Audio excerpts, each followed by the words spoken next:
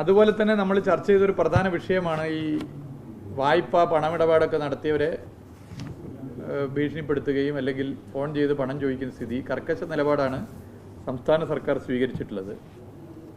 അവരുമായി ചർച്ച ചെയ്യാൻ തീരുമാനിച്ചിട്ടുണ്ട്. ആ നിലയിൽ തന്നെ അത് കാണും. ഇവിടെയും അത് ശ്രദ്ധയിൽപ്പെടുത്തി, കേന്ദ്ര സംഘത്തിൻ്റെ ശ്രദ്ധയിൽ അത് പെടുത്തിയിട്ടുണ്ട്. അവരുടെ വായ്പകളിൽ ഇളവ് പ്രഖ്യാപിക്കേണ്ടതുണ്ട്. അത്തരം കാര്യങ്ങളും ശ്രദ്ധയിൽപ്പെടുത്തിയിട്ടുണ്ട്. ഇപ്പോൾ നമ്മുടെ ആശുപത്രിയിൽ ചികിത്സയിലുള്ളവർ 78 പേരാണ്, 78. പരമാവധി വാടക വീടുകൾ പരമാവധി അതിൻ്റെ കാര്യങ്ങൾ ശ്രദ്ധിച്ച് ഇരിക്കുകയാണ്. അതുകൊണ്ട് താൽക്കാലിക പുനരധിവാസം അധികം വൈകാതെ തന്നെ ആരംഭിക്കാനാണ് തീരുമാനിച്ചിട്ടുള്ളത്. ആദ്യം ലഭ്യമാകുന്ന വീടുകളിലേക്ക് ആരെ താമസിപ്പിക്കണമെന്നുള്ളത് ജില്ലാ കളക്ടറുടെ നേതൃത്വത്തിൽ ഒരു പരിശോധന നടത്തി ഉചിതമായ തീരുമാനം അധികം വൈകാതെ തന്നെ കൈക്കൊള്ളും.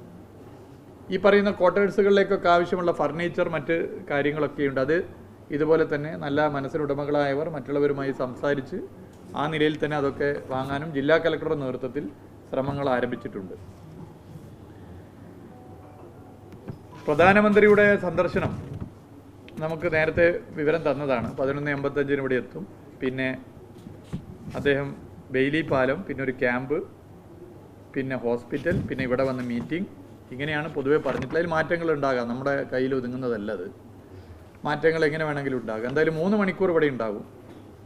പ്രധാനമന്ത്രി ഇവിടെയുള്ള ഘട്ടത്തിൽ തെരച്ചിൽ നടത്തുക പ്രയാസകരമായിരിക്കുമെന്ന് ബന്ധപ്പെട്ട പ്രധാനമന്ത്രിയുടെ സെക്യൂരിറ്റി ടീം അറിയിച്ചിട്ടുണ്ട്. ഇപ്പോൾ ഇവിടെയൊക്കെ വന്ന് പരിശോധന നടത്തി പോയതാണ്. അപ്പോൾ അതിൻ്റെ മറ്റ് കാര്യങ്ങൾ അതെങ്ങനെ വേണം, നാളത്തെ തെരച്ചിലിൻ്റെ മറ്റ് കാര്യങ്ങൾ എങ്ങനെ വേണമെന്ന് ഇന്ന് അവരുടെ ടീമുമായി ഞങ്ങൾ രാത്രി ഡിസ്കഷൻ നടത്തുന്നുണ്ട്. അതിനുശേഷം അതിൽ ഉചിതമായി തീരുമാനം കൈക്കൊള്ളും. ഒരു 3 മണിക്ക് ശേഷം പ്രധാനമന്ത്രി പോയതിനു ശേഷം പിന്നെ ഒരു എത്രത്തോളം നടത്താൻ പറ്റുമെന്നുള്ള ഉൾപ്പെടെ ചർച്ച ചെയ്ത് മുന്നോട്ട് പോകും. ഇന്നത്തെ സംഭവം നിങ്ങൾക്കൊക്കെ അറിയാം. അപ്പോൾ വയനാട് ജില്ലയിൽ മാത്രമല്ല, ഇപ്പോൾ മലപ്പുറത്തും കോഴിക്കോടും പാലക്കാടും ഇപ്പോൾ പത്തനംതിട്ട വരെ ഉണ്ട് എന്നാണ് പറയുന്നത്. ഇത് ഈ വിവരം അറിഞ്ഞ ഘട്ടത്തിൽ തന്നെ ഞങ്ങൾ കലക്ടറേറ്റിലുണ്ടായിരുന്നു. കേന്ദ്ര സംഘത്തെ കാത്ത് ഞങ്ങളിവിടെ നിൽക്കുകയായിരുന്നു. അപ്പോൾ തന്നെ എല്ലാ ഇടപെടലും ഇവിടെ ഞങ്ങളെല്ലാവരും ഉണ്ടായിരുന്നു. MLA മാരുണ്ടായിരുന്നു, ജില്ലാ പഞ്ചായത്തിൻ്റെ പ്രസിഡന്റ് ഉണ്ടായിരുന്നു, ഉത്തരവാദിത്തപ്പെട്ട ഉദ്യോഗസ്ഥരുണ്ടായിരുന്നു, ജില്ലാ കളക്ടർ ഉണ്ടായിരുന്നു. എല്ലാ നിലയിലുള്ള ഇടപെടലും അതാത് സ്ഥലങ്ങളിൽ നടത്തിയിട്ടുണ്ട്. നാഷണൽ സെൻറ്റർ ഫോർ സെസിമോളജി ന്യൂഡൽഹി ഇതുമായി ബന്ധപ്പെട്ട കാര്യങ്ങൾ ചർച്ച ചെയ്തു. വയനാട്ടിൽ ചില പ്രദേശങ്ങളുണ്ടായ ഭൂമിക്കടിയിൽ നിന്നുള്ള ഈ ശബ്ദങ്ങൾ അത് ഭൂചലനമല്ല എന്ന നിഗമനമാണ് ഇപ്പോൾ പറഞ്ഞിട്ടുള്ളത്. അതിൻ്റെ കൂടുതൽ കാര്യങ്ങൾ ഇനിയും അറിയേണ്ടതുണ്ട്. നാഷണൽ സെൻറ്റർ ഫോർ സെസിമോളജി ന്യൂഡൽഹിയുമായിട്ടാണ് ചർച്ച ചെയ്തത്. ഇത്രയും കാര്യങ്ങളാണ് ഇന്ന് പറയാനുള്ളത്. ഇതിൽ ഒരു കാര്യം കൂടി സൂചിപ്പിക്കുന്നത് ജനകീയ തെരച്ചിലാണ്.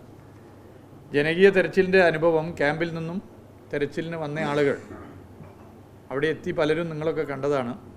വൈകാരികമായിരുന്നു അവർ. പക്ഷേ അത് ഇനിയും ജനകീയ തെരച്ചിൽ ഉണ്ടാകുന്നത് നല്ലതാണെന്നുള്ള അഭിപ്രായമാണ് ശ്രദ്ധപ്പെടുത്തിയിട്ടുള്ളത്. അതിൻ്റെ ഭാഗമായി ഞായറാഴ്ച രാവിലെ മുതൽ ജനകീയ തെരച്ചിൽ ഞായറാഴ്ച എല്ലാ നിലയിലും നടത്തുമെന്നുള്ളതും അറിയിക്കുകയാണ്.